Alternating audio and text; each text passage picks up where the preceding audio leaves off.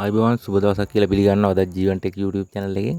අද මම ඔයගොල්ලන්ට පැහැදිලි කරන්න යන්නේ ටූ ස්ටොක් රිවිල් එක ක්ලච් ගෙඩිය. රයිට්.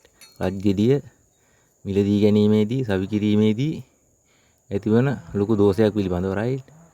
එවන ඔයගොල්ලෝ බලාගන්න මෙන්න මේ ක්ලච් ගෙඩිය පියන් දෙක. රයිට්. මේ පියන් දෙක සවි කිරිද්දී ඔයගොල්ලන්ට පේනවා මෙන්න මෙතන තව්වක් තියෙනවා. මෙන්න මෙතනත් තව්වක් තියෙනවා. රයිට්. මේ තව් දෙක සමාන්තරව සවි කරන්න කියලා තමයි ගොඩක් අය කියන්නේ. රයිට්. නමුත් ඔයගොල්ලෝ බලාගන්න මේක සමාන්තරව සවි කරපුවාම සිද්ධ වෙන දේ. රයිට්. රයිට්. මෙන්න දැන් මම මේ තව්ව රයිට් මේකේ තව්වයි මේකේ කෑලි දෙකේ තව් දෙක සමාන්තරව සවි කරලා තියෙනවා. රයිට්. නමුත් ඔයගොල්ලන්ට පේනවා මෙන්න මේ කොටස්. රයිට්. එකිනෙකට සෙට් වෙන්නේ නැහැ, කැරකිලා වගේ තියෙන්නේ. රයිට්. බාණ්ඩේ යට කෑල්ල දකුණට කැරකිලා වගේ. රයිට්. මේ තව කෙලින් සෙට් වෙන්නේ නැහැ. රයිට්. එතකොට ඔයගොල්ලෝ බලාගන්න මෙන්න මේ ස්ක්‍රීන් එක. රයිට්. මෙන්න මේ ස්ක්‍රීන් එක තමයි මෙන්න මෙතෙන් හරි මැදට සෙට් වෙන්න ඕනේ. රයිට්. එතකොට මේක අස්සෙන් ඇවිල්ලා හරි මැදට සෙට් වෙන්න ඕනේ. රයිට්. එතකොට මේක පොඩ්ඩක් කැරකිලා තියෙනකොට මොකද වෙන්නේ? ස්ක්‍රීන් එක සෙට් වෙන්නේ මේකේ මෙන්න මේ ආකාරයට. රයිට්. ඔන්න ඔගේ පැත්තකට ගිහින් තමයි සවි වෙන්නේ. හොඳට බලාගන්න.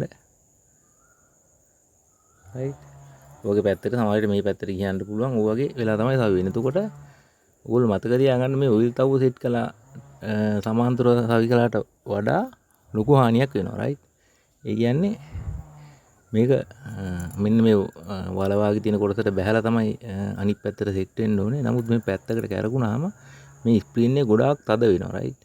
ඒ කියන්නේ ස්ක්‍රීන් තියෙනවානේ 1 2 3 4 5 7ක් තියෙනවානේ. රයිට්. මේ හතම පොඩ දදුනා කියන්නේ ක්ලච් එක ගොඩාක් තදයි. රයිට්. එතකොට අපි ක්ලච් එක අල්ලද්දී ලොකු ප්‍රෙෂර් එකක් දෙන්න ඕනේ. රයිට්. එතකොට සමහරවිට කේබල් එක අල්ල යන්නත් පුළුවන්. රයිට්. ඒ වගේම තමයි මේ වගේ පැත්තට හිටියාම ක්ලච් ප්ලේට් අරගෙන ඒ ක්ලච් ප්ලේට් ගෙවෙන්න ගන්නෙත් ගොඩක් වෙලාවට පැත්තකට. රයිට්. මම මේ ගෙවිච්ච ප්ලේට් එක පෙන්නන්නම්. රයිට්. මේ ක්ලච් ගෙඩිය පිටින් දාලා මාස 3ක් විතර වෙනවා. මේ ආයි ක්ලච් ප්ලේට් ගිහින් තමයි මේ මාරු කරන්න වෙලා තියෙන්නේ. රයිට්. බලාගන්න මේකේ. රයිට්. මේ පැත්තේ හොඳට කට්ට තියෙනවා. රයිට්. මේ පැත්තේ මේ ගෙවිලා තියෙන්නේ. රයිට්. ඒක නිසා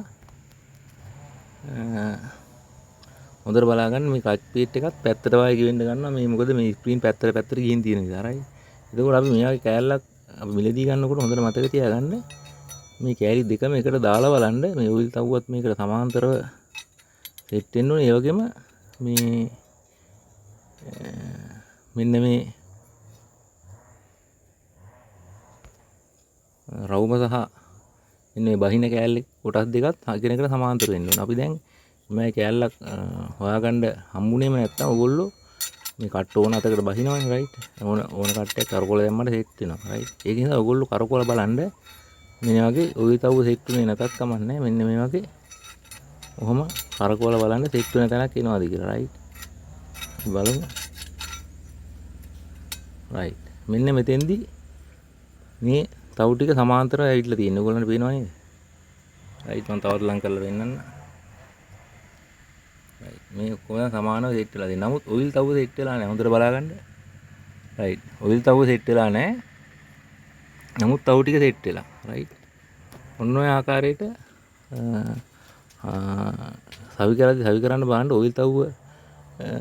ඔයිල් තව්ව කෙලින් සිටි නැති මේ කොටස් දෙයක් හම්බ වුණොත් හොයාගන්න බැරි වුණොත් ඔයගොල්ලෝ මේ ආකාරයට නම් අනිවාර්යයෙන්ම සවි කරන්න. මොකද නැත්තම් ලොකු ප්‍රශ්නයක් වෙනවා.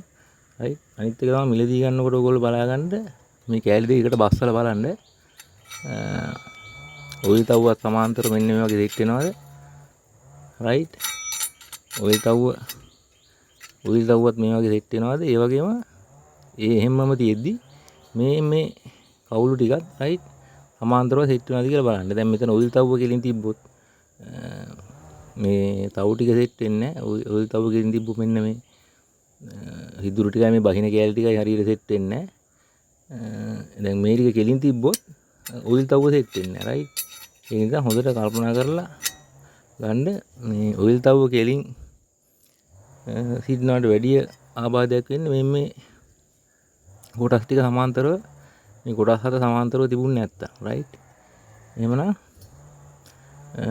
ඔයගොල්ලෝ යම් කිසි දෙයක් දැනගන්න ලැබෙන්න ඇති කියලා මම හිතනවා රයිට්. එහෙමනම් බොහොම ස්තුතියි වීඩියෝත් එක්ක රැඳිලා හිටියට.